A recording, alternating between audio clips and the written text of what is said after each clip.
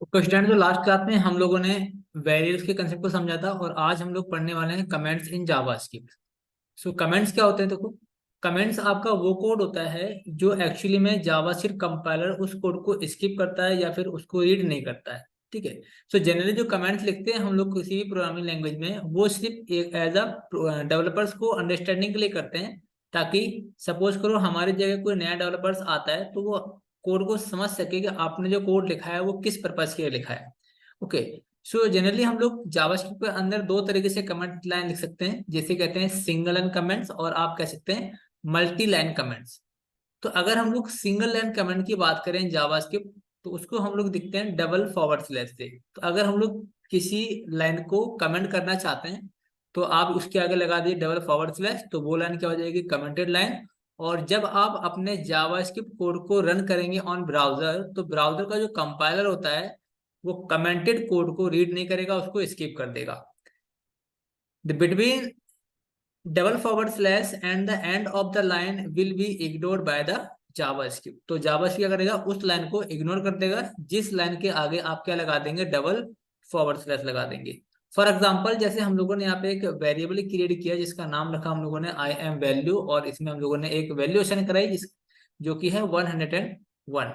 ठीक है। तो इसके ऊपर मैंने क्या करा, एक कमेंट लिख दी कि you can assign any type of value. तो ये जो हम लोगों ने लाइन लिखी है ये सिर्फ अंडरस्टैंडिंग के लिए है कि इस लाइन का मतलब क्या है। तो किसी भी कोड को बताने के लिए किसी को कि इसका पर्पस क्या है जो हम लोग कोड लिख रहे हैं, उसके लिए हम लोग कमेंट लिखते हैं। और जब इस कोड को रन करेंगे हम लोग, तो जावास्क्रिप्ट इसको क्या कर देगा? स्किप कर देगा, इसको इग्नोर कर देगा। ठीक है। तो इसी तरीके से हम लोग कमेंट लिखते हैं ना। अगर हम बात करते हैं मल्टी लाइन कमेंट्स की, तो multi line comments start with forward slash star and star forward slash. इसके बीच में जो भी हम लोग कोड लिखेंगे, जावास्क्रिप्ट क्या करेगा? उस कोड को इग्नोर कर देगा। ठीक है। So any text between them, JavaScript will ignore this code. For example, जैसे हम लोगों ने यहाँ पे लिखा फॉरवर्ड स्लैश स्टार एंड यहाँ पे मैंने कुछ भी कोड लिखा और उसको हमने क्लोज कर दिया, तो इसके बीच में हम लोग जो भी कोड लिखेंगे उसे क्या कर देगा? जावास्क्रिप्ट इग्नोर कर देगा। तो इसको भी मैं आपको एक बार प्रैक्टिकली दिखा देता हूँ, आपको फिर और अच्छे से क्लियर हो जाएगा।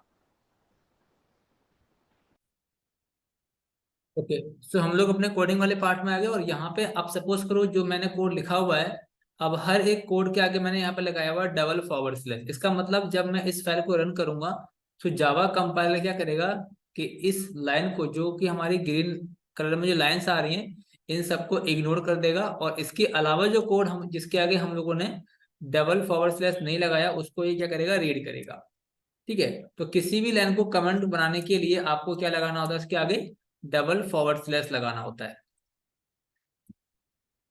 ठीक है। तो ये समझ में आ गया होगा आप लोगों के। इसके बाद मैं दिखाता हूँ आपको कि मल्टी लाइन कमेंट अगर आपको लिखने कैसे लिखेंगे। जैसे मैंने यहाँ पे एक लगाया फॉरवर्ड स्लैश, उसके बाद स्टार लगाना है, फिर अगेन स्टार लगाना है, और एक लगाना है फॉरवर्ड स्लैश। इसके बीच में आप कुछ भी कोड लिखेंगे वो क्या करेगा? हर एक कोड को कमेंटेड कोड करेगा। जैसे कि आई एम ऐसे लिखता हूँ इसके अंदर में, कि I enter am multi line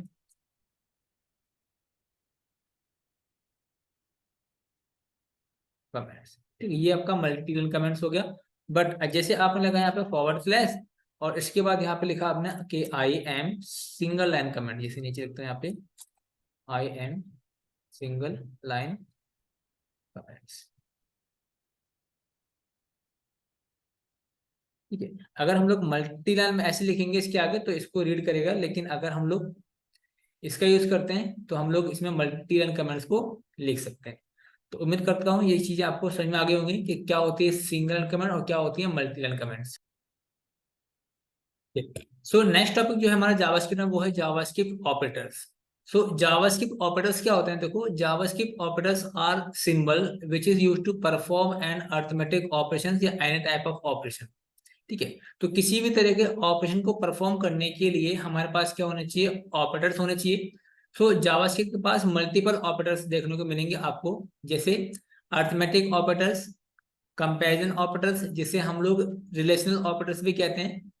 third आपका आता है लॉजिकल ऑपरेटर्स, उसके बाद बिटवाइज ऑपरेटर्स, असाइनमेंट ऑपरेटर्स, तो ये सारे क्या हमारे ऑपरेटर्स हैं। तो हम लोग वन बाय वन इन सभी ऑपरेटर्स को पढ़ने वाले हैं। ठीक है, तो सबसे पहले पढ़ेंगे हम लोग अर्थमेटिक ऑपरेटर्स को। तो स्टार्ट करते हैं इसको हम लोग। सो अर्थमेटिक ऑपरेटर्स को अगर हम लोग पढ़ते हैं डिटेल्स में, सो जावा के पास कुछ बेसिक से अर्थमेटिक ऑपरेटर्स होते हैं, जैसे कि अगर हम बात करें, एडिशन हो गया, सब्ट्रैक्शन हो गया, multiplication, division, modulus, increment and decrement. These all are operators are known as arithmetic operators. अब यहाँ पे जैसे हम लोगों ने एग्जांपल के थ्रू समझ सकते हैं इसको, जैसे मैंने यहाँ लिखा 4+2, तो यहाँ पे 4 और 2 जो नंबर्स आप देख रहे हैं इन्हें हम बोलते हैं ऑपरेंड्स। एंड यहाँ पे जो प्लस का जो साइन दिख रहा है सिंबल, इसे बोलते हैं ऑपरेटर। तो जब भी हम कोई भी अर्थमेटिक ऑपरेशन या कोई भी ऑपरेशन परफॉर्म कराते हैं, तो मिनिमम आपके पास एक ऑपरेटर और 2 ऑपरेंड्स होना मैंडेटरी है, तभी आप कोई ऑपरेशन परफॉर्म करा पाएंगे, अदरवाइज नहीं करा पाएंगे। ठीक है, तो जैसे यहाँ लिखा हम लोगों ने 4-2, तो यहाँ पे 2 मिल गया। फिर लिखा है अपना 4 × 2, तो यहाँ 8। उसके बाद 4 डिवाइड बाय 2, तो 2 को डिवाइड करेंगे 4 से, तो 2.0 आ जाएगा आपका। इसके बाद ये है मॉडुलस ऑपरेटर, इससे आपको रिमाइंडर मिलने वाला है कि अगर हम लोग 5 को 2 से डिवाइड करते हैं तो रिमाइंडर आएगा 1, तो यहाँ पे आपको मिलने वाला है 1। इसी तरीके से एक होता है इंक्रीमेंट ऑपरेटर और एक होता है डिक्रीमेंट ऑपरेटर। तो इंक्रीमेंट का मतलब मीन्स होता है +1, और डिक्रीमेंट का मतलब होता है -1। तो इन हर एक ऑपरेटर्स को हम लोग अभी पढ़ेंगे with the help of practice करेंगे अपना कोडिंग पार्ट में। तो चलते हैं हम लोग कोडिंग पार्ट पर और वहां पे समझते हैं सब चीजों को। तो यहाँ पे हम लोग क्या करते हैं, एक नया फोल्डर बना लेते हैं जिसका नाम रखते हैं चैप्टर नंबर 4। और यहाँ पे हम लोग एक फाइल बनाएंगे index.html, एंड सेकंड फाइल बनाएंगे इसके अंदर हम लोग index.js। अब इस index.html के अंदर हम लोग बेसिक सा कोड लिखेंगे जो कि नहीं लिखते हैं। और यहाँ पे हम लोग एक हेडिंग बनाते हैं h1 नाम से, और यहाँ देंगे हम लोग ऑपरेटर्स या अर्थमेटिक ऑपरेटर्स, ARITH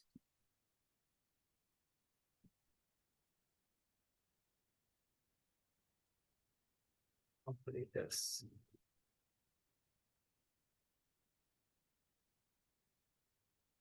ओके, यहाँ पे HR टैग लगा देते हैं हम लोग और समझने की कोशिश करते हैं। तो सबसे पहले हम लोग क्या करते हैं, अपने जीएस फाइल को ऐड कर लेते हैं। तो स्क्रिप्ट टैग के अंदर यहाँ पे हम लोग SRC एट्रीब्यूट का यूज करते हुए ./ लगा के हम लोग अपने जीएस फाइल को इसमें ऐड कर लेंगे। अब यहाँ पे हम लोग अर्थमेटिक ऑपरेटर्स पढ़ेंगे। तो सबसे पहले पहले पढ़ेंगे हम लोग एडिशन। तो एडिशन में जैसे हमने लिखा है यहाँ पे console.log के अंदर, console.log में मैं यहाँ पे 2 बनाता हूँ वेरिएबल्स। मैंने यहाँ बनाया एक कॉन्स्ट नाम से num1 = 10, और इसी तरीके से कॉन्स्ट और num2 = 40 ले लेते हैं एग्जाम्पल के लिए। ठीक है, तो यहाँ पे स्पेलिंग ठीक कर लेता हूँ मैं, CONST कॉन्स्ट कर लेता हूँ। इसके बाद अगर सपोज करो मुझे एडिशन कराना है, मतलब ऐड कराना है 2 नंबरों का, तो ऐड के लिए हम लोग यहाँ पे एडिशन ऑपरेटर का यूज करेंगे। जैसे मैंने यहाँ लिखा num1 + num2, तो आज क्या करेगा, इन दोनों नंबर्स को ऐड करके आपको आउटपुट जनरेट करके देगा। इसको रन कर लेते हैं हम लोग, उसके बाद इसका आउटपुट चेक करते हैं।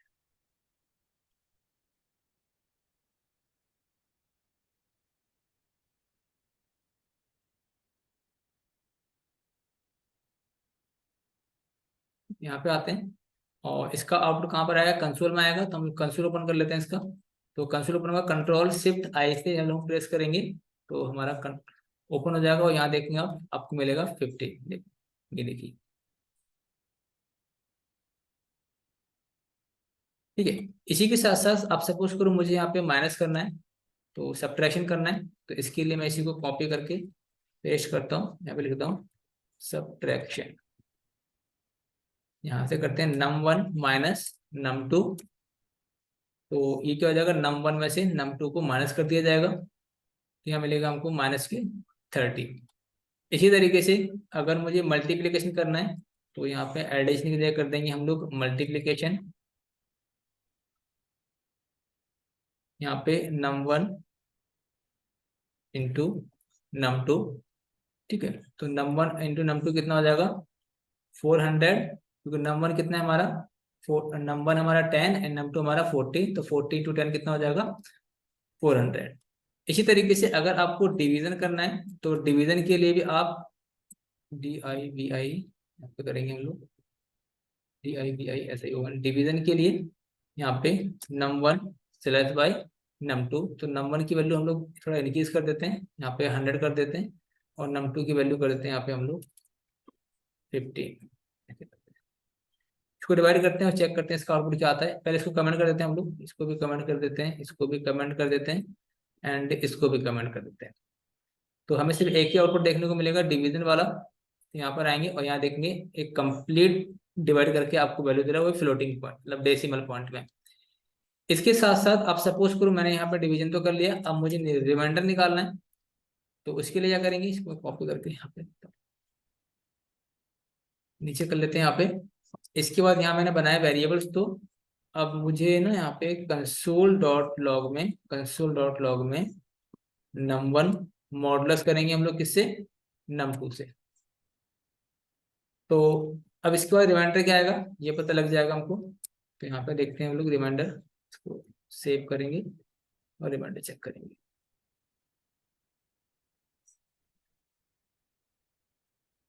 तो रिमाइंडर कितना आ रहा है 10। कि जब हम लोग ऐसे कर लेते हैं ना कि अगर मैं सपोज करो 10 को डिवाइड करता हूँ 3 से, तो जब 10 को डिवाइड करेंगे 3 से तो रिमाइंडर आएगा हमारा 1, तो यहाँ पे आना चाहिए 1 इस तरह से। अगर हम लोग 11 को डिवाइड करेंगे 3 से तो रिमाइंडर आएगा 2, तो यहाँ पे देखो आपको मिलने वाला है 2। और जब हम लोग 3 को डिवाइड करेंगे 12 से तो रिमाइंडर आएगा 0, तो यहाँ पे दिखने वाला है आपको 0। तो कुल मिला के क्या करता है हमको ये रिमाइंडर जनरेट करके देता है। इसी तरीके से एक और हमारा था, मैंने बताया था आपको इंक्रीमेंट एंड डिक्रीमेंट ऑपरेटर। ठीक है, तो नीचे आते हैं, पढ़ेंगे INCREMENT increment and decrement operator. अब मान के चलते हैं कि हमने एक बनाया वेरिएबल यहाँ पे सबसे नीचे, वेर num 1। ये मैंने कहा भाई चलो ठीक है मैं यहाँ पे num 1 ले लेता हूँ। मैंने यहाँ पे 10 ले लिया एग्जाम्पल के लिए। अब मैंने कंसोल कराया यहाँ पे console.log में, यहाँ पे मैंने num 1 को प्रिंट करा दिया इस तरह से। तो हम सबको पता है कि num 1 की वैल्यू 10 यहाँ पे देखने को मिलेगी, 10 वैल्यू देखने को मिलेगी, नो डाउट। बट अगर मैंने इसके आगे क्या लगा दिया, प्लस प्लस लगा दिया। अब ध्यान से समझना ये थोड़ा सा इंपॉर्टेंट हो जाता है और काफी गलतियां करते हैं इसमें हम लोग।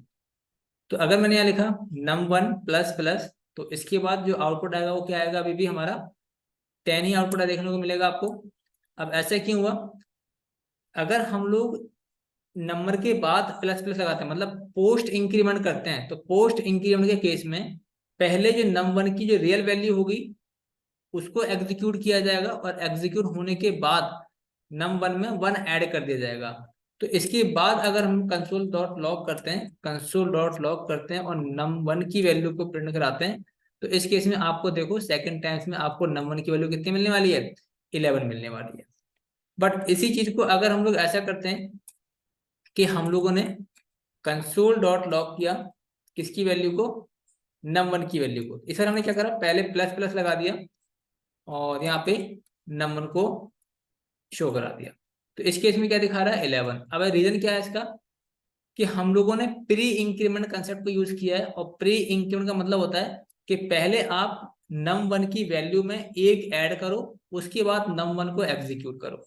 तो num 1 की वैल्यू कितनी 10, इसमें इन्होंने 1 ऐड कर दिया पहले, उसके बाद num 1 को एग्जीक्यूट किया गया। सिमिलरली जिस तरीके से हम लोगों ने प्लस के कंसेप्ट को समझा है, उसी तरीके से हमारा pre and post decrement concept भी काम करता है। जैसे console.log के अंदर हम लोगों ने यहाँ पे num 1 लिखा एंड यहाँ पे कर दिया डिक्रीमेंट ऑपरेटर, मतलब माइनस माइनस लगा दिया। तो अगर हम लोग अभी माइनस माइनस लगाते हैं तब भी कोई फर्क नहीं पड़ेगा इसमें, और आपको क्या मिलने वाली है वैल्यू num 1 की, जो भी ओरिजिनल वैल्यू है। मतलब अभी क्या है original value num 1। But again अगर हम लोग इसी num 1 को यूज करेंगे console.log num 1, तो इस केस में अब आपको क्या मिलेगी, num 1 की वैल्यू 9 मिलेगी। रीजन क्यों, क्योंकि अगर हम लोगों ने पोस्ट डिक्रीमेंट कंसेप्ट को यूज किया है तो जो num1 की जो ओरिजिनल वैल्यू है उसको एग्जीक्यूट किया जाएगा। एग्जीक्यूट होने के बाद num1 में से 1 माइनस कर दिया जाएगा। ठीक है, और जब num1 में से 1 माइनस हो गया तो अब कितना हो जाएगा, 9 हो जाएगा। और हम लोगों ने फिर num1 को यूज किया तो num1 में कितनी वैल्यू मिलेगी आपको, 9 मिलेगी। इसी तरीके से अगर हम लोग इसमें प्री डिक्रीमेंट कंसेप्ट को यूज करते हैं, कंसोल डॉट लॉग के अंदर डैश माइनस माइनस num1 किया हम लोगों ने, तो इस केस में क्या होगा कि num1 मतलब ओरिजिनल वैल्यू में से पहले एक माइनस किया जाएगा, उसके बाद इसकी वैल्यू को एग्जीक्यूट किया जाएगा। ठीक है, तो इस केस में आपको क्या देखने को मिलेगा, 9 देखने को मिलेगा। सो ये कंसेप्ट था हमारा pre increment and post increment का, and pre decrement and post decrement concept का। तो उम्मीद करता हूँ ये डिक्रीमेंट और इंक्रीमेंट वाला कंसेप्ट आपको समझ में आ गया होगा।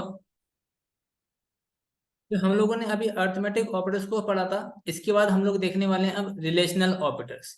सो रिलेशनल ऑपरेटर्स आपके वो ऑपरेटर्स होते हैं जो हमेशा दो वैल्यू को आपस में कंपेयर करते हैं। ठीक है, और जितने भी हमारे रिलेशंस ऑपरेटर्स होते हैं ये हमेशा बूलियन टाइप की वैल्यू को रिटर्न करते हैं, मतलब या तो बोलेंगे ये ट्रू है या फिर बताएंगे ये फॉल्स। तो ट्रू और फॉल्स के बीच, मतलब ट्रू और फॉल्स की फॉर्म में ये हमको वैल्यू रिटर्न करके देते हैं। तो हमारे पास कुछ गिने चुने रिलेशंस ऑपरेटर्स हैं, जैसे हम कह सकते हैं less than, second greater than, third one is less than और ग्रेटर देन, लेस देन और इक्वल टू, ग्रेटर देन और equal to, not equal to, equal value and same type, या आप कह सकते हो नॉट इक्वल वैल्यू और not same type. So अगर हम लोग यहाँ पे एग्जांपल के थ्रू समझें, जैसे मैंने यहाँ पे कहा 5 लेस देन 2, तो फॉल्स हो गया क्योंकि 5 इज ग्रेटर देन 2, यहाँ पे आपको मिलेगी वैल्यू फॉल्स। इसी तरीके से अगर हम लिखते हैं यहाँ पे 5 greater than 2, yes condition is true, तो यहाँ मिलेगा आपको ट्रू। फिर यहाँ लिखा हम लोगों ने 5 लेस देन और इक्वल टू 2, तो आपको पता है कि 5 तो 2 से छोटा है नहीं, तो कंडीशन फॉल्स हो जाएगी और यहाँ मिलने वाला है आपको फॉल्स।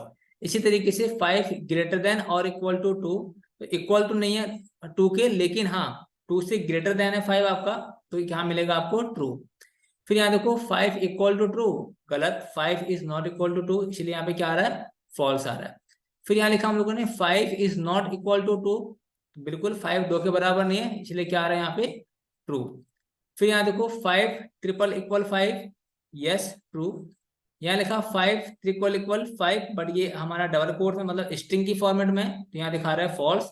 जबकि यहाँ लिखा 5 is not equal to 5, false, 5 is not equal to 5, true. ठीक है, तो हम हर एक कंसेप्ट को इसको प्रैक्टिकली समझते हैं तो आप और अच्छे से इसको समझ पाएंगे। तो हम लोग अब पढ़ रहे हैं रिलेशनल ऑपरेटर्स, यहाँ लिखेंगे रिलेस, TIO, रिलेशनल ऑपरेटर्स। तो जैसे हम लोगों ने यहाँ बनाया वेरिएबल्स, एक मैंने बनाया यहाँ पे age, Anil underscore age is equal to, मैंने यहाँ पे कर दिया 40, var Pooja underscore age is equal to 30। इस तरीके से हम लोगों ने दो पर्सन की एज ले ली, एक अनिल की एज ले ली और एक हम लोगों ने ले ली पूजा की एज। अब यहाँ पे हम लोग चेक करेंगे, कंसोल डॉट लॉग लगाया हम लोगों ने। अब मैंने कहा भाई अनिल एज ग्रेटर देन पूजा एज। तो अब हमको बताना है क्या अनिल की एज पूजा की एज से ज्यादा है, तो भाई सीधी सी बात है, अनिल की एज है 40 एंड पूजा की एज है 30, सो ग्रेटर देन है। भाई 40 इज ग्रेटर देन 30, तो कंडीशन क्या हो जाएगी, ट्रू। तो आपको देखने को मिलेगा यहाँ पे ट्रू। चेक करते हैं हम लोग यहाँ पे डेटा, ट्रू। इसी तरीके से हमने एक लगा लिया। अब हम लोग इसी को कॉपी करने वाले हैं और यहाँ पे दिखाने वाले हैं। फिर हम बोल सकते हैं कि Anil less than equal to Puja, तो मैंने कहा अनिल की एज 40 है और पूजा की एज 30 है, तो क्या 40 30 से छोटा है, गलत, ये हो जाएगा आपका फॉल्स। ठीक है, सेव करते हैं इसको हम लोग और यहाँ देखें, यहाँ देखने को मिलेगा आपको फॉल्स। इसके बाद जो थर्ड है हमारा वो है कंसोल डॉट लॉग में कंसोल डॉट लॉग में हमने लिखा है यहाँ पे कि अनिल एज ग्रेटर देन और इक्वल टू पूजा एज। तो इसका मतलब ये होता है कि अनिल की एज या तो पूजा से ज्यादा होनी चाहिए या पूजा के बराबर होनी चाहिए। तो सीधी सी बात है, अनिल की एज पूजा के बराबर तो नहीं है लेकिन पूजा से ज्यादा है, तो एक कंडीशन ट्रू हो रही है। तो आप कह सकते हो कि हाँ, इसका आंसर ट्रू है। तो चेक करेंगे यहाँ पे हम लोग और देखेंगे आउटपुट में ट्रू देखने को मिलेगा आपको। देख सकते हैं ट्रू आ रहा है। इसी तरीके से कॉपी करते हैं इसको हम लोग और यहाँ पर आते हैं। बट हम क्या करेंगे इस बार हम लोग इसकी एज कर देंगे 40। 40 एज करते हैं। इसको भी कमेंट कर देता हूँ मैं, इसको भी कमेंट कर देता हूँ, इसको भी कमेंट कर देते हैं, सिर्फ इसको देखते हैं। तो मैंने कहा देखिए, अनिल की एज या तो पूजा से ज्यादा होनी चाहिए या फिर पूजा के बराबर होनी चाहिए। तो अनिल की एज देखो पूजा से बड़ी तो नहीं है, लेकिन हाँ पूजा की एज के इक्वल है। तो एक कंडीशन ट्रू हो रही है, तो इस केस में भी क्या मिलने वाला है हमको? ट्रू आउटपुट मिलने वाला है। ठीक है, तो ये कहता है कि दोनों में से कोई एक कंडीशन ट्रू होनी चाहिए, या तो इक्वल होना चाहिए उसकी या फिर उससे बड़ा होना चाहिए। सिमिलरली आप इसको लेस देन के केस में यूज कर सकते हो कि हम मतलब अनिल की एज, इसको मैं अलग से लिख लेता हूँ कॉपी करके, कॉपी करके यहाँ पे। ठीक है, फिर हमने कहा हुआ है अनिल की एज या तो पूजा से छोटी होनी चाहिए या पूजा के बराबर होनी चाहिए। तो अनिल की एज पूजा की एज से कम तो नहीं है, लेकिन हाँ इक्वल जरूर है। तो इस केस में क्या मिलेगा हमको? ट्रू मिल जाएगा। कोई भी एक कंडीशन हमारी ट्रू होनी चाहिए। इसके बाद इसका एक कंसेप्ट है, देखो यहाँ पे। जैसे हमने यहाँ पे दो एज ली या दो नंबर ले लिए, मैं ऐसे मान के चलता हूँ यहाँ पे। और यहाँ पे लिखा हम लोगों ने कंसोल डॉट लॉग के अंदर, कंसोल डॉट लॉग के अंदर कि Anil age equal to Pooja age. देखते हैं क्या आउटपुट आता है। और यहाँ आ रहा है ट्रू, मतलब दोनों की एज क्या है? इक्वल है। अब हम लोगों ने क्या करा कि एक वैल्यू को मैंने कर दिया स्ट्रिंग में और एक वैल्यू कर दिया मैंने नंबर में। ठीक है, इसके बाद भी अगर हम लोग पेज को रिफ्रेश करें तो क्या मिलने वाला है हमको? यहाँ पे ट्रू मिलने वाला है। बट अगर हमें इसी चीज को ऐसे लिखता हूं कंसोल डॉट लॉग के अंदर, कंसोल डॉट लॉग में हम लोग लिखते हैं कि अनिल एज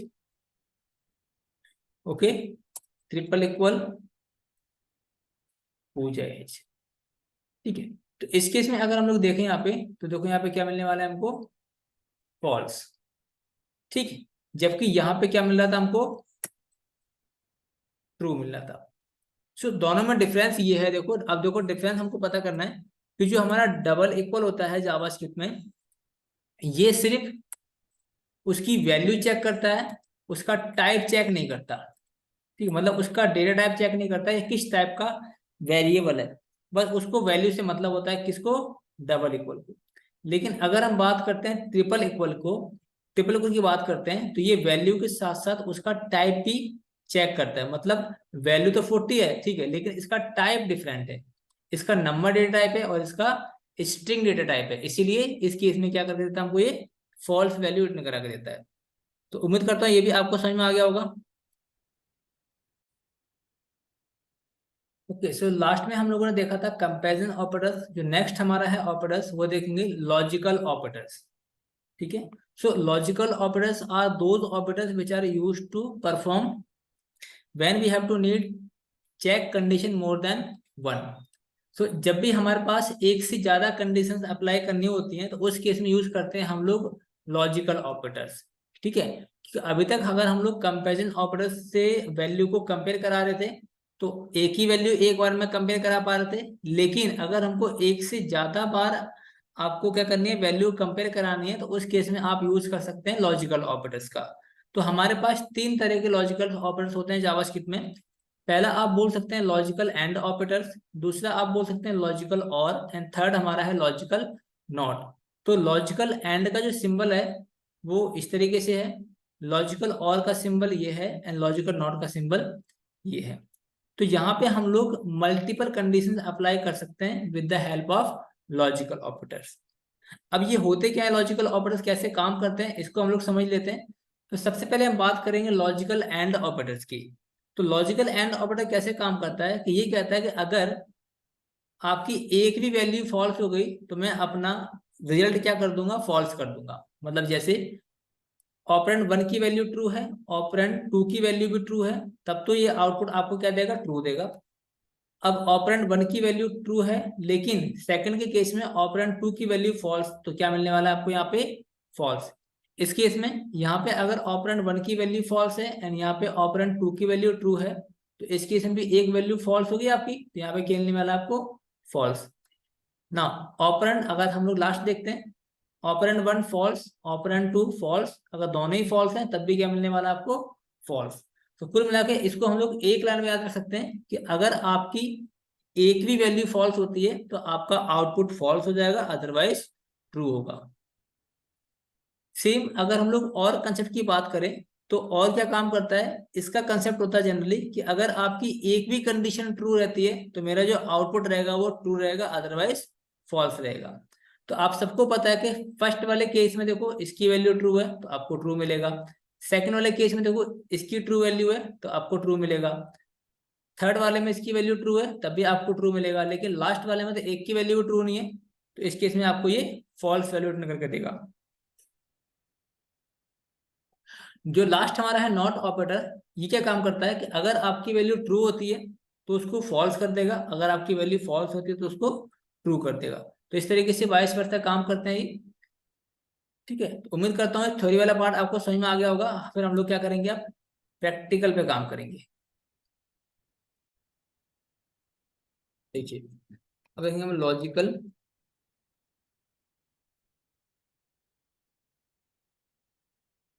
ऑपरेटर्स। ठीक है, तो यहाँ लगा हम लोगों ने कंसोल डॉट लॉग में यहाँ पे मल्टीपल कंडीशन लगाएंगे, एक कंडीशन हो गई हमारी, दो कंडीशन। तो पहले देखेंगे हम logical and operators, logical and operator. अब सीधी सी बात है, मैंने लिखा 10 ग्रेटर देन 5, पहली कंडीशन आपकी ट्रू हो गई, एंड फिर मैंने यहाँ लिखा भाई कि 10 10 ग्रेटर देन 7। सो हमारी फर्स्ट कंडीशन भी ट्रू हो गई, 10 greater than 5 and 10 greater than 7। तो दोनों कंडीशन ट्रू हैं। तो अगर सारी कंडीशन ट्रू हैं तो इस केस में क्या मिलने वाला है आपको, आउटपुट ट्रू मिलने वाला है।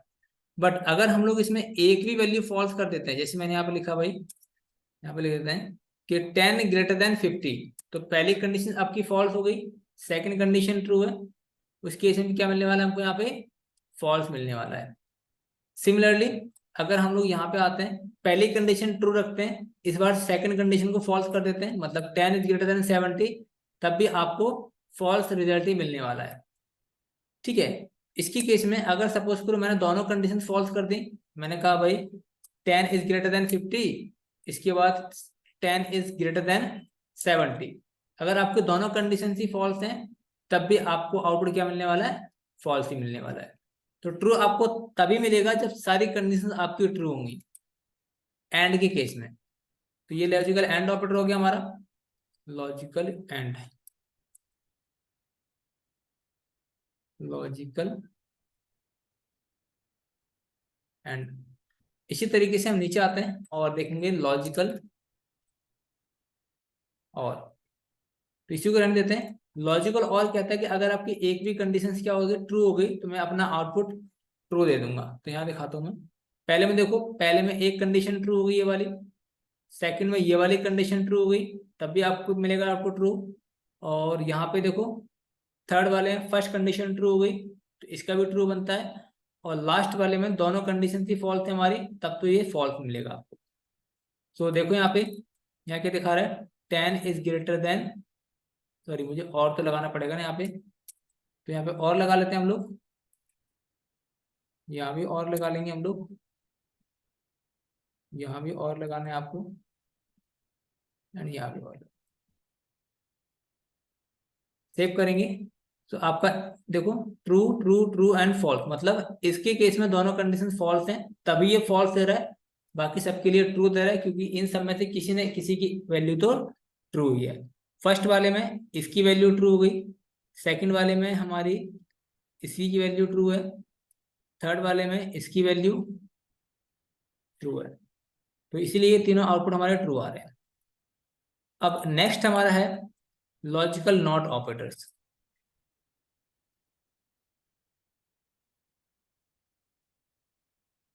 लॉजिकल नॉट ऑपरेटर्स, तो इसका सिंपल सा फंडा है कि अगर आपकी कंडीशन ट्रू है तो मैं उसे फॉल्स कर दूंगा, अगर फॉल्स है तो उसे मैं ट्रू कर दूंगा। भाई सीधी सी बात है। अगर मैं देखो ना यहाँ पे इसको प्रिंट कराता हूँ, 10 greater than 5, yes 10 is greater than 5, इसमें कोई सोचने वाली बात ही नहीं है। लेकिन इसके आगे अगर मैं नॉट लगा देता हूँ तो इसको ये फॉल्स कर देगा। ट्रू था पहले, अब क्या कर देगा, इसको ये फॉल्स कर देगा, फॉल्स, इस तरह से। तो ये क्या करता है, ट्रू को फॉल्स करता है एंड फॉल्स को ट्रू करता है। अब जैसे मान के चलो यहाँ मैंने लिख दिया 10 <5, तो 10 <5 तो क्या हो जाएगा, फॉल्स हो जाएगा। तो ये क्या कर देगी, उसको ट्रू कर देगी। तो ये काम होता है लॉजिकल एंड, लॉजिकल और एंड लॉजिकल नॉट ऑपरेटर का इन जावास्क्रिप्ट। सो ये क्लियर है यहाँ तक आप लोगों को। तो अब हम लोग को देखने वाले हैं नेक्स्ट जो हमारा ऑपरेटर्स है वो है असाइनमेंट ऑपरेटर। सो देखो असाइनमेंट ऑपरेटर हमारे पास एक ही ऑपरेटर होता है जो इक्वल साइन होता है। हम लोग जनरली जब मैथमेटिक्स वगैरह पढ़ते हैं तो वहाँ पे इसका बहुत यूज करते हैं हम लोग असाइनमेंट ऑपरेटर का। ठीक है, जैसे यहाँ लिखा हम लोगों ने m = 10, तो यहाँ पे m = 10 रीड ना करके इसको पढ़ेंगे हम लोग m 10 assign × m। ठीक है, तो यहाँ पे m में कितना असाइन कर रखा है हम लोगों ने, 10 असाइन किया हुआ है। तो अगर मुझे इसमें कुछ वैल्यू ऐड करनी है, जैसे मैंने लिखा मैंने m + 10, ठीक है, तो अब देखो हमने यहाँ पे m की वैल्यू क्या थी, 10 थी, 10 में मैंने 10 ऐड किया 20, और 20 को मैंने किस में असाइन कर दिया, m में ही कर दिया। तो अब m की वैल्यू कितनी हो गई मेरी, 20 हो गई। इसी लाइन को मैं अगर एक लाइन में लिखना चाहूँ तो इस तरीके से लिख सकता हूँ कि m +=10। तो ये रूल हर एक ऑपरेटर के लागू होता है। तो इसको मैं दिखाता हूँ आपको प्रैक्टिकली करके, तो आपको और अच्छे से क्लियर हो जाएगा। अब ध्यान दीजिएगा, आप जैसे मैंने यहाँ लिखा, यहाँ पे मैंने लिखा वेर, ये लिखा लेट, मैंने लिखा num1 = मैंने 10 कर दिया एग्जाम्पल के लिए।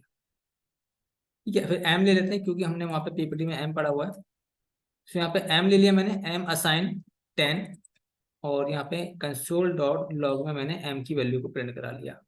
तो यहाँ पे जो भी ओरिजिनल वैल्यू होगी m की वो हमें देखने को मिलेगी ब्राउजर पे। डन। बट अब मैंने क्या करें, यहाँ पे m में असाइन करा के m +10 कर दिया। अब उसके बाद हम लोग कंसोल करा रहे हैं किसको, console.log करा रहे हैं m की वैल्यू को। तो m की ओरिजिनल वैल्यू कितनी थी हमारी, 10, और इसी 10 में मैंने 10 और ऐड कर दिया। अब हो गई m की वैल्यू 20, सॉरी 20 हो गई, और 20 को किस में रख दिया मैंने, m के अंदर। तो अब m को हम यहाँ पे यूज कर रहे हैं, इसमें दिखाएगा m की वैल्यू 20। तो यहाँ पे आप देख सकते हैं m की वैल्यू होगी 20।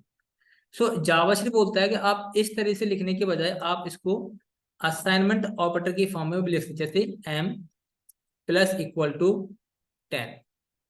ठीक है, मतलब आप m में 10 ऐड करो और उसी m में असाइन करवा दो, तब भी आपको सेम आउटपुट देखने को मिलेगा। जैसे मैंने यहाँ पे 30 ऐड कर दिया इसमें, तो 30 + 10 कितना हो जाएगा, m की वैल्यू 40। तो यहाँ पे आपको 40 आउटपुट देखने को मिलेगा, 40। सिमिलरली जैसे हम लोगों ने यहाँ पे प्लस किया, पहले ये मैं पूछ लेता हूँ आप लोगों से कि ये अच्छे से क्लियर हुआ या नहीं हुआ। तो जैसे हम लोगों ने यहाँ पे प्लस कंसेप्ट का यूज किया, इसी तरीके से अब सपोज करो मुझे माइनस करना है या मल्टीप्लिकेशन डिवाइड करना है, तो मैं इसी को कॉपी करके यहाँ पेस्ट करता हूँ और इसी में मैं आपको ऐड करके दिखाऊंगा। जैसे मुझे m में से माइनस करना है 5, तो m की ओरिजिनल वैल्यू कितनी है, 10। तो 10 में से हम कितना माइनस करेंगे, 5, तो बचेगा 5, और 5 किस में रख देंगे हम लोग, अगेन वो m में रख देंगे। और हम फिर यहाँ पे m की वैल्यू को यूज कर रहे हैं। तो इस m की वैल्यू यूज कर रहे हैं, तो करंट वैल्यू क्या है m की, अब तो 10 में से 5 गए 5, तो यहाँ पे करंट वैल्यू मिलेगी आपको 5 देखने को, यहाँ मिलेगी आपको 5। इसी तरीके से जो लाइन आपने ऐसी लिखी है यहाँ पे, आप चाहो तो इसको शॉर्ट में लिखना चाहो तो ऐसे लिख सकते हो। मैंने कहा भाई माइनस कर दो, अब माइनस कर दो कितना, 5, ये मैं कहता हूँ 2 माइनस करो आप इसमें से। अब तो 2 माइनस करेंगे 10 में से, तो बचेगा हमारा 8, तो यहाँ पे आपको देखने को मिलेगा 8। इसी तरीके से आप मल्टीप्लिकेशन कर सकते हो, इसी तरीके से आप डिवीजन कर सकते हो, या जो भी आपके अर्थमेटिक ऑपरेटर से वो सारे हम लोग यहाँ पे परफॉर्म करा के देख सकते हैं। ठीक है, सो यहाँ तक का जो सफर था वो था ऑपरेटर तक का। ये हमारे ऑपरेटर्स यहाँ से समाप्त होते हैं हमारे। और अब हम लोग देखेंगे कि अगर मुझे सपोज करो कि यूजर से इनपुट लेना हो, अभी तो मैं खुद ही अपना डेटा दे रहा हूँ और अपने अकॉर्डिंग आउटपुट निकाल के दिखा रहा हूँ, लेकिन अब मैं चाहता हूँ कि यूजर अपने अकॉर्डिंग कोई डेटा एंटर हिट करे और उसके बेस से मुझे आउटपुट मिले। तो वो कैसे करेंगे वो हम लोग सीखने वाले हैं। ओके, सो अब हम लोग क्या सीखने वाले हैं कि गेटिंग इनपुट फ्रॉम यूजर। तो अगर आपको यूजर से कुछ इनपुट लेना है तो उसके लिए क्या करेंगे हम लोग, तो उसके लिए जावास्क्रिप्ट ने एक फंक्शन बना के रखा हुआ है जिसका नाम है prompt. The browser provides a built in function which can be use to get input from the user. तो अगर आप यूजर से कुछ इनपुट लेना चाहते हैं तो क्या करेगा, प्रॉम्प्ट फंक्शन की रिस्पॉन्सिबिलिटी बन जाती है कि ये क्या करेगा, यूजर से इनपुट लेगा। साथ के साथ prompt method display a dialog box that prompts the visitors for input. तो ये एक डायलॉग बॉक्स की तरह दिखता है और उस डायलॉग बॉक्स में क्या लेगा, ये इनपुट लेगा जो भी उसको यूज करेगा। साथ के साथ once the prompt function obtain input from the user it returns that input. तो जो भी आप इसमें एंटर करेंगे वैल्यू प्रॉम्प्ट फंक्शन के अंदर, वही वैल्यू ये वापस रिटर्न करके भी देता है। तो सिंटैक्स से कुछ इस तरीके से आपको प्रॉम्प्ट लिखना है, देन जो भी टेक्स्ट लिखना चाहते हैं वहां पर टेक्स्ट लिख दीजिए और जो भी डिफॉल्ट टेक्स्ट दिखाना चाहते हैं वो दिखा सकते हैं इसके अंदर। जैसे मैंने लिखा एग्जांपल में प्रॉम्प्ट और एंटर योर नेम और नेम। ठीक है, तो इसको हम लोग प्रैक्टिकली करके देखते हैं तो और अच्छे से क्लियर हो जाएगा कि एक्चुअली में इसकी फंक्शनलिटी क्या है और ये कैसे काम करता है। तो चलते हैं कोडिंग वाले पार्ट में, वहां सीखते हैं। ठीक है, तो यहाँ पे आते हैं हम लोग और उस फंक्शन का यूज करते हैं। तो जैसे मुझे यूजर से इनपुट लेना है तो मैंने यहाँ लिखा prompt, PROMPT prompt. And prompt लिखने के बाद बस यहाँ पे मैं ऐसे सिंपल छोड़ देता हूँ और दिखाता हूँ किस तरीके से वह काम करेगा। तो यहाँ मैंने बनाया एक वेरिएबल कॉन्स्ट डेटा, और जो भी वैल्यू हम लोग इसमें एंटर करेंगे वो वैल्यू मुझे किसी मिल जाएगी, इस डेटा में मिल जाएगी। और इस डेटा की वैल्यू को मैं कहाँ प्रिंट करा लूंगा, console.log में। यहाँ सेव करते हैं इसको और हम चलते हैं अपने ब्राउजर पे। तो यहाँ पे आप देख सकते हैं कि यहाँ पे देखो एक डायलॉग बॉक्स आया है और यहाँ पे देखो हमसे बोल रहा है कि आप कुछ एंटर करो। तो जैसे मैंने सपोज करो मैंने यहाँ पे एंटर किया दीपक कुमार और ओके किया, तो जो हम लोग वहां पे एंटर करेंगे वही वैल्यू मुझे यहाँ पे कंसोल में देखने को वैल्यू मिलेगी। मतलब जो भी हम इस प्रॉम्प्ट में वैल्यू लिखेंगे वही वैल्यू हमको ये वापस करके देता है। ठीक है, अब जैसे सपोज करो मैंने यहाँ पे लिखा कि enter your name. Enter your name लिखा हमने यहाँ पे इस तरह से। तो इसमें आपको यहाँ पे as a enter your name लिख के आएगा, देखो यहाँ पे टाइटल बार की तरह। ठीक है, या फिर कह सकते हो आप लेबल इस टेक्स्ट फील्ड का। इसके साथ साथ अगर मैं चाहता हूँ कि इसके जैसे हम लोग बनाते हैं ना HTML फॉर्म में प्लेस होल्डर टाइप कुछ या वैल्यू हम लोग देते थे, तो अगर हम लोग यहाँ पे सेकंड पैरामीटर पास करेंगे और मैंने लिख दिया जैसे set like an Deepak Kumar ऐसे करके लिख दिया मैंने, सेव करा अगर मैंने इसको यहाँ पे, फिर रिफ्रेश करते हैं। यहाँ पे मैं रिफ्रेश करता हूँ इसको, तो यहाँ देखो बाय डिफॉल्ट जो टेक्स्ट है वो क्या देखने को मिलेगा आपको, दीपक कुमार। तो जो कॉमन लगा कर जो सेकंड वैल्यू हम लोग यहाँ पास करते हैं उसे बोलते हैं डिफॉल्ट टेक्स्ट। और यहाँ जो वैल्यू पास करते हैं इसे बोलते हैं टाइटल या फिर बोलते हैं level of the text field. तो ये लेवल हो जाएगी हमारे टेक्स्ट फील्ड की और ये हो जाएगी उसकी वैल्यू जो भी आप देखना चाहते हैं। और जो भी आप वैल्यू एंटर कराएंगे उस इनपुट फील्ड के अंदर वो वैल्यू मिल जाएगी आपको इस डेटा नाम के वेरिएबल के अंदर, और उससे आप कहीं भी यूज कर सकते हैं।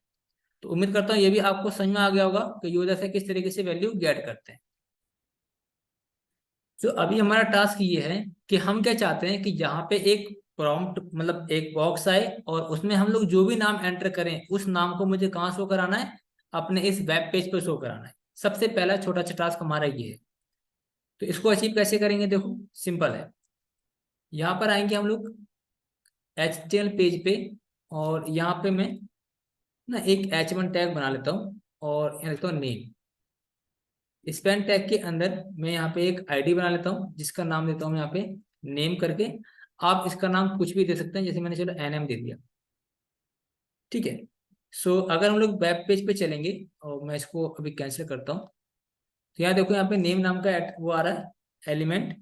और यहाँ मुझे अपना जो भी नाम डालूंगा मैं इसके अंदर, जैसे मैंने यहाँ पे लिखा अजय कुमार यहाँ पे लिख दिया मैंने, या फिर लिख दिया मैंने, चलो, दीपक के रहने देता हूँ, दीपक कुमार लिखा और ओके पे क्लिक करूँ तो ये नेम के सामने आ जाना चाहिए मेरा दीपक कुमार। ये हमारा टारगेट है। तो इतना तो हमको पता है कि जो वैल्यू हम लोग इसमें एंटर करा रहे हैं वो इसमें आ जा रही है वैल्यू हमारी।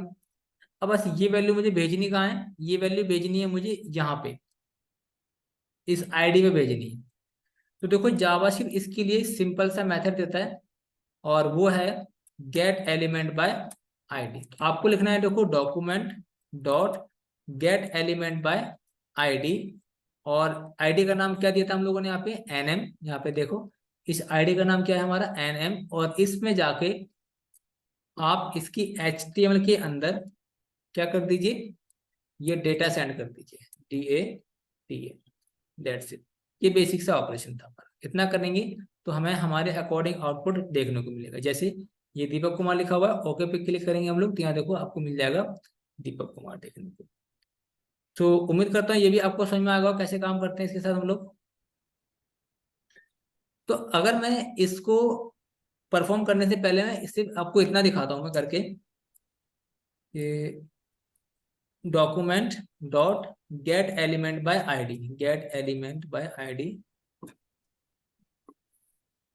एलिमेंट बाय आईडी, और इस आईडी का नाम लिखा था हम लोगों ने एनएम।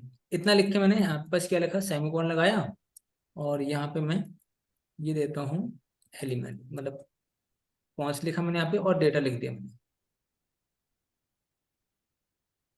ठीक है, ये डेटा दो हो जाएंगे यहाँ पे। तो यहाँ पे एलिमेंट लिख देता हूँ, ELEMENT, एलिमेंट। तो ये क्या करेगा, जिस एलिमेंट की आईडी नेम है उसको टारगेट करेगा। तो यहाँ पे मैं इसको कंसोल करा लेता हूँ, कंसोल डॉट लॉग करा लेता हूँ, ये ELEN करके, एलिमेंट करके। और यहाँ पे आते हैं हम लोग अपने कंसोल वाले पार्ट में। ठीक है, तो यहाँ पे आते हैं कंसोल वाले पार्ट में और यहाँ पे करते हैं कंट्रोल-Shift-I। तो कंट्रोल-Shift-I करेंगे जब हम लोग, मैं दिखाता हूँ, अरे भाई से घटना, थोड़ा सही सही तो आया था। इसको पहले ना प्रॉम्प्ट को मैं हटा देता हूँ, ये बीच में थोड़ा दिक्कत कर रहा है बात हो रहा है। ठीक, अब देखो, तो जैसे हम लोगों ने यहाँ पे लिखा था document dot gate element by ID, और उस आईडी में मैंने क्या पास कर दिया, इस एलिमेंट की आईडी पास कर दी। स्पेन हमारा एक एलिमेंट हो गया और स्पेन की मैंने आईडी पास करी। तो क्या करेगा, जो हमारा gate element by ID method है, इस पूरे के पूरे एलिमेंट को उठा के लेकर आएगा और आपको दे देगा, जैसे हमको यहाँ पे ब्राउजर पे देखने को मिल रहा है। देखो पूरा का पूरा एलिमेंट मिल गया हमको। अब इस एलिमेंट में आप कुछ लिखना चाहते हैं, जैसे मैं चाहता हूँ कि इस एलिमेंट के अंदर अगर मैं कुछ लिखना चाहता हूँ तो मैं क्या करूंगा, इसके अंदर जैसे मैं यहाँ लिख दिया मैंने, अब ध्यान देखना कि एलिमेंट के अंदर, मतलब इनर HTML के अंदर, इनर HTML के अंदर मैं कुछ लिखना चाहता हूँ। मैंने कहा भाई हेलो वर्ल्ड, ऐसे लिख दिया मैंने इसके अंदर, सिंपल सा। ठीक है, ये लिख दिया मैंने यहाँ पे। एंड जो भी लिखा मैंने वो वैल्यू इसके अंदर लिखा कॉन्स्ट, मैंने लिख दिया यहाँ पे न्यू वैल्यू। ठीक है, और इस वैल्यू को यहाँ पे मैं प्रिंट करा लेता हूँ, सेव कर लेते हैं, ब्राउजर पे आते हैं। तो क्या मिल रहा है यहाँ पे देखने को, हेलो वर्ल्ड, और यहाँ पे देखो क्या मिल रहा है आपको, हेलो वर्ल्ड। तो अगर मैं इसको दिखाता हूँ आपको कहाँ पे, यहाँ पे आते हैं और एलिमेंट पे जाएंगे हम लोग, और एलिमेंट पे जाके जब देखेंगे हम लोग यहाँ पे थोड़ा स्क्रॉल करेंगे, सो कहाँ लिखा था हम लोगों ने यहाँ पे, H1 के अंदर, ये देखो H1 के अंदर देखो स्पैन है, स्पैन के अंदर आईडी है NM, और उसकी इनर एच मतलब स्पैन टैग के अंदर अगर कुछ लिख रहे हैं तो वो क्या रहता है, इनर HTML। और इनर HTML के अंदर में क्या पास कर दिया, हेलो वर्ल्ड पास कर दिया, जो यहाँ पे मैंने आपको दिखाया था करके ये चीज। तो यहाँ पे हम लोग अपना डेटा ना भेज के हम क्या चाहते हैं कि मुझे वो डेटा भेजना है जो मैं इस प्रॉम्प्ट से लेकर आ रहा हूँ, मतलब जो मैं यहाँ से लेके आ रहा हूँ, ये वाला डेटा। तो बस इसकी जगह मुझे ये वाला डेटा सेंड कर देना है, सिंपल। तो ये वाला डेटा भेजेंगे तो यहाँ पे फिर आपको वो वाला डेटा देखने को मिले, जैसे ओके किया मैंने यहाँ पे, यहाँ पर आएंगे आप, स्क्रॉल करेंगे इसको H1 के अंदर, फिर इसको स्क्रॉल करेंगे हम लोग, तो यहाँ पे देखो आप आपको वो डेटा देखने को मिल जाएगा HTML के अंदर। ठीक है, तो ये डॉक्यूमेंट क्या है आपका, कंप्लीट वेब पेज आपका एक डॉक्यूमेंट है। उस डॉक्यूमेंट में से जिसकी आईडी एनएम है उसको आप गेट करो पहले। गेट करने के बाद उसके इनर एचटीएमएल के अंदर आप ये वाला डेटा सेट कर दो। ये कंप्लीट था इसकी वर्किंग या फंक्शनलिटी, ये किस तरीके से हम लोगों ने उस पार्टिकुलर आईडी पे जाके अपना डेटा सेट किया। अब उम्मीद करता हूँ कि क्लियर हो गया होगा आपकी चीज।